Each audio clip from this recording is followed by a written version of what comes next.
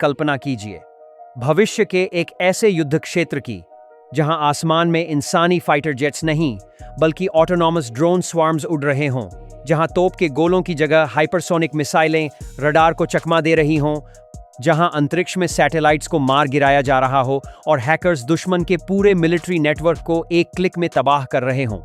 इस रोंगटे खड़े कर देने वाले भविष्य में दुनिया के ग्लोबल डिफेंस एनालिस्ट्स के बीच एक सबसे बड़ी बहस छिड़ी हुई है, रूसी मिलिट्री तकनीक बनाम जर्मन इंजीनियरिंग। जब बात तीसरे विश्व युद्ध या भविष्य के महायुद्ध की आती है, तो ये दोनों देश हथियारों के मामले में दो बिल्कुल अलग और खतरनाक विचारधाराओं का प्रतिनिधित्व करते हैं। एक तरफ है रूस, जिसकी रणनीति विनाशकारी फायर पावर और रफ एंड टफ हथियारों पर टिकी है, तो दूसरी तरफ है जर्मनी, जिसका नाम ही अचूक सटीकता और बेदाग इंजीनियरिंग का दूसरा नाम है।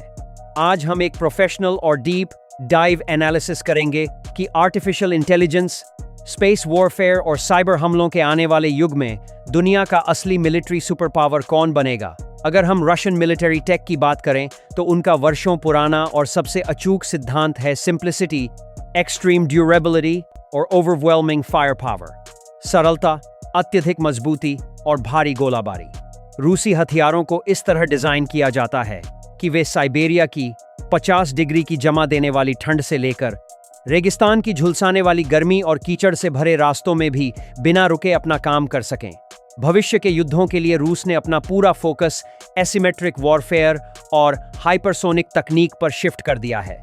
आज रूस के पास अवांगार्ड, किंजल और जिरकोन जैसी हाइपरसोनिक मिसाइलें हैं, जो ध्वनि की गति से 10 गुना ज्यादा तेजी से उड़ती हैं। इनकी रफ्तार और दिशा बदलने की क्षमता इतनी खूंखार है कि दुनिया का कोई भी मौजूदा एयर डिफेंस सिस्टम इन्हें हवा में मार गिराने में लगभग असमर्थ है। इसके अलावा भविष्य के युद्धों का सबसे बड़ा ब्रह्मास्त्र है इलेक्ट्रॉनिक वॉरफेयर, और इस मामले में रूस का क्रसुखा 4 जैसा सिस्टम दुनिया में खौफ का दूसरा नाम है। दुश्मन के ड्रोन्स के दिमाग को सुन्न कर देना, उनके जीपीएस को भटका देना और कम्युनिकेशंस को पूरी तरह से अंधा कर देना रूसी रणनीति का सबसे घातक हिस्सा है। लेकिन रूसी खौफ सिर्फ जमीन और हवा तक सीमित नहीं है।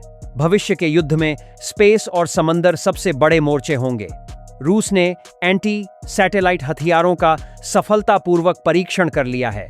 इसका मतलब है कि युद्ध शुरू होते ही रूस दुश्मन के जीपीएस और कम्युनिकेशन सैटेलाइट्स को अंतरिक्ष में ही नष्ट कर सकता है, जिससे दुश्मन की हाई टेक सेना बिना इंटरनेट और नेविगेशन के अंधी हो जाएगी।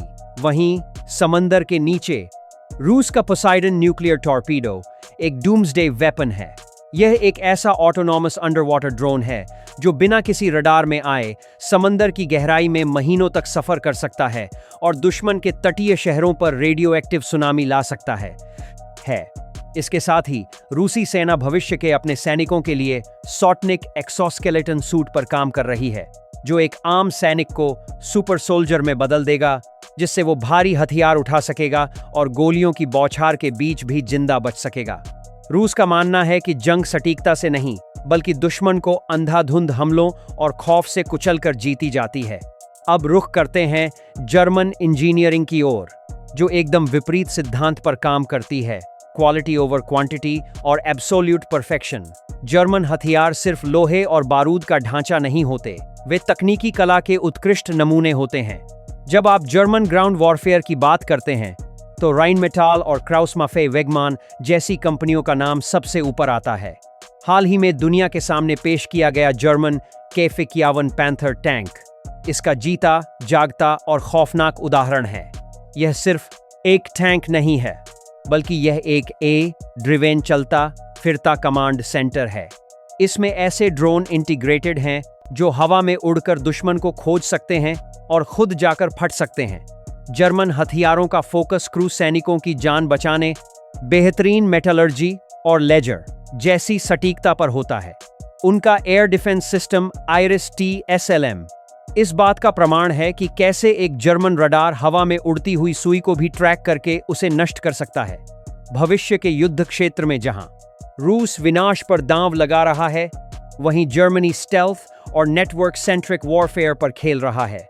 नौसेना की बात करें तो जर्मन टाइप 212A पनडुब्बियां दुनिया की सबसे शांत और घातक सबमरीन मानी जाती हैं। एयर इंडिपेंडेंट प्रोपल्शन तकनीक से लैस ये पनडुब्बियां समंदर में बिना कोई आवाज किए हफ्तों तक छुपी रह सकती हैं।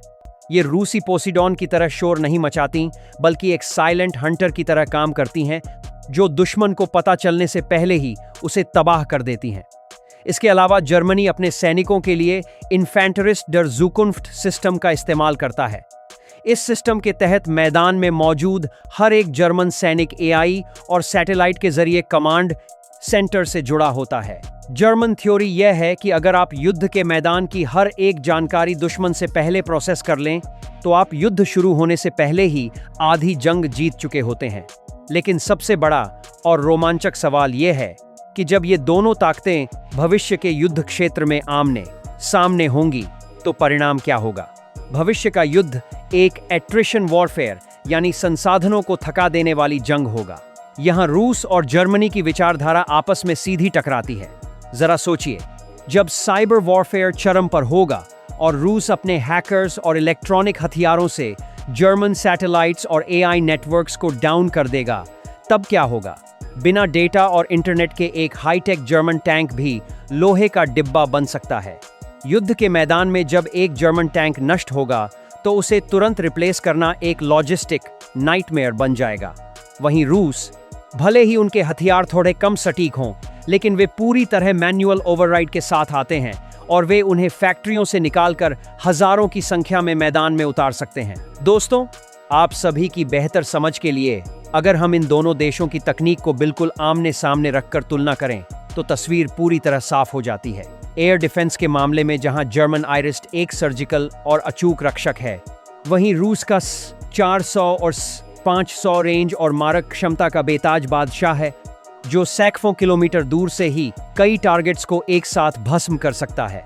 ग्राउंड कॉम्बैट में जर्मन टैंक KF-51 पैंथर एक high tech AI super computer की तरह है, जबकि रूसी T-90M या आर्माटा एक रफ एंड टफ बीस्ट हैं, जो बिना ज्यादा मेंटेनेंस के दलदल में भी लगातार लड़ सकते हैं। समंदर की बात करें तो जर्मन टाइप 212 पनडुब्बी स्टेल्थ में नंबर 1 है, तो रूसी पोसाइडन डिस्ट्रक्शन के मामले में दुनिया का सबसे खतरनाक अंडरवाटर हथियार है। सीधे शब्दों में कहें तो जर्मनी सर्जिकल स्ट्राइक का मास्टर है, तो रूस कारपेट बॉम्बिंग और टोटल वॉर का विश्व चैंपियन। लेकिन दोस्तों, भविष्य का यह महायुद्ध सिर्फ हथियारों तक सीमित नहीं रहेगा, बल्कि इसका एक बहुत बड़ा जियोपॉलिटिकल यानी भू राजनीतिक पहलू भी है, जो गेम चेंजर साबित होगा। युद्ध में जीत सिर्फ मशीनों से नहीं, बल्कि इस बात से तय होती है कि मुश्किल वक्त में आपके पीछे कौन खड़ा है और आपके पास कच्चा माल कितना है। जर्मनी आज नेटो और यूरोपियन यूनियन का सबसे अहम और ताकतवर तकनीकी स्तंभ है। वहीं दूसरी तरफ रूस दुनिया का सबसे बड़ा देश है, जिसके पास गैस, तेल और अत्याधुनिक हथियारों में इस्तेमाल होने वाले रेयर अर्थ मिनरल्स का अकूत भंडार है। एक लंबी खिंचने वाली जंग में जहां जर्मनी को अपनी सप्लाई चेन टूटने और ऊर्जा संकट का डर सताएगा, वहीं रूस अपने विशाल घरेलू संसाधनों और चीन जैसे सहयोगियों के इंडस्ट्रियल बैकअप के दम पर सालों तक युद्ध को खींचने की ताकत रखता है।